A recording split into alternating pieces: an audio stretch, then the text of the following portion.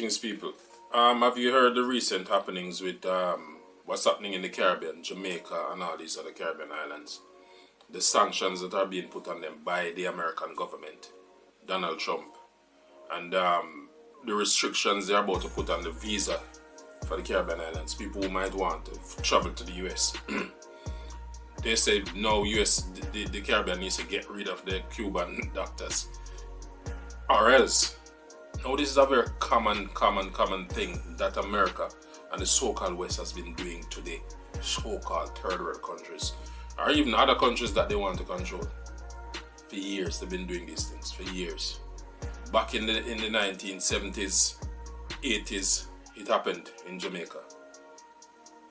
The era of Michael Manley and Edward Seaga. Many people are very much aware of this. You know, it was a very troublesome time in the little island of Jamaica. Fidel Castro, there in Cuba, giving help to the Jamaican people through the PNP, Michael Manley. You know, politics has never been something for me, really. You know, I've never voted, never in my life. Not in Jamaica, not here in England.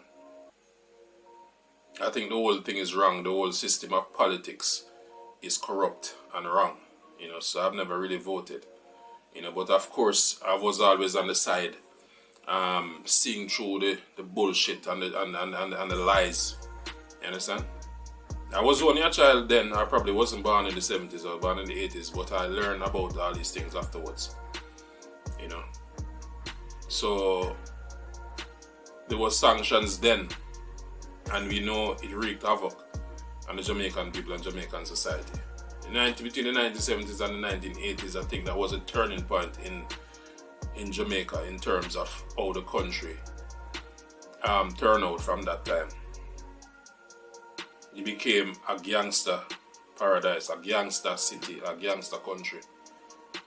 Yeah, through that happenings, the politicians and the sanctions placed on the country by America, and it's just a corruption of America, the country. You know, it's very sad that this in this time and age is still being done. Not recently, not long ago, recently, I'm sure there was some mention of sanctions towards Russia by the Americans or the American government. I don't know if it was put in place, you know, but they wanted Russia to agree to something Russia never wanted to. Yeah, so they started to place sanctions. Those sanctions meant nothing to Russia, so of course they continued to do what they were doing. I think it was a war against Ukraine.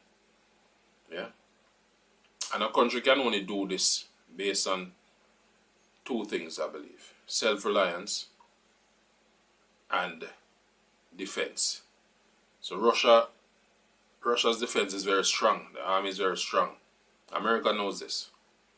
Yeah.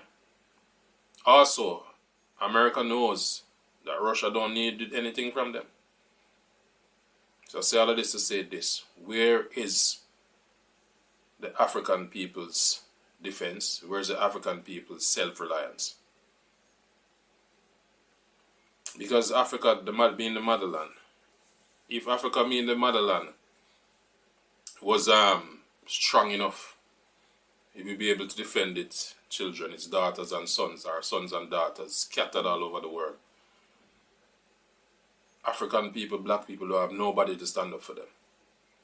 Because I can assure you, yeah, if the Prime Minister of Jamaica, Mr. Andrew Holness, should, like Michael Manley did back in the 70s and 80s, stood up against America, if he should do the same thing, I can assure you the results of that. So what you think is the decision he's going to make? What decision you think Mr. Holness is going to make? What decision you think he's going to take? Of course he's going to choose to listen to what the Americans are saying, or to the American government, because he knows. You understand? And this has always been the problem. This has always been the problem. And the problem won't be resolved until we as a people decide that enough is enough. And when we say as a people, I'm not talking about the governments of these countries. I'm not talking about the governments who who control the different Caribbean islands or control the different West African countries in Africa. I'm talking about the majority, we the people, the common man. Until we say enough is enough, enough won't be enough. These things will continue to happen. You understand? And we'll continue to suffer under the hands of the wicked. Because if you ask me, it's just pure wickedness. You know, it's just pure evil, manipulation and control. Where is Africa's defense? Where is Africa's self-reliance? For how long or how much longer will we be subjected to this? The answer is with us. We have the change in our hands. We are the ones who need to make the change. You understand? Think about it. You can sit back now and talk about Andrew Holness, oh, you need to do this for the country. He knows. There's two ways about it. Stand up to the Americans and say no. And it will be the end of him and chaos in Jamaica. Or listen to what the American says. Get rid of the Cuban doctors. And things will continue how they are. They'll continue getting the crumbs. You understand? We need to change this as a people. We are the ones who need to change it. It's not the government, because we, the people, are the government. Yeah? Until we believe that and know that, then the change won't come.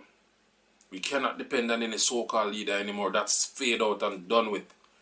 We, the people, need to stand up as a people and say, enough is enough. We're not taking it anymore. And you cannot trick us anymore.